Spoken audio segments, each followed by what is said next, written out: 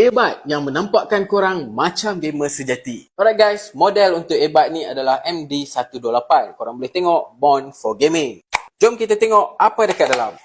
Alright guys, korang nampak lah tu. Okey, dekat bahagian bawah dia ada replacement getah earbud Type-C kabel dan of course satu user manual. Korang tengok guys, dia ada game mode dekat sini. Korang cuma perlu tekan 2 saat earbud sebelah kanan dan dia akan masuk ke game mode. So guys, inilah dia kotak dia. So, bila kita dah masukkan earbud, dia punya lampu dia tu berkelip-kelip babe. Fuish, memang rare gila. Memang nampak macam gamer sejati guys kalau korang pakai ni. Kat hujung ni dia ada port charging Type-C. Bagi aku ini memang padu dia punya presentation. Korang tengok lah tu. So bila kita keluarkan, kita tengok apa jadi. Okay, bila kita keluarkan, korang tengok dia menyala lampu selagi kita tak pairing dia.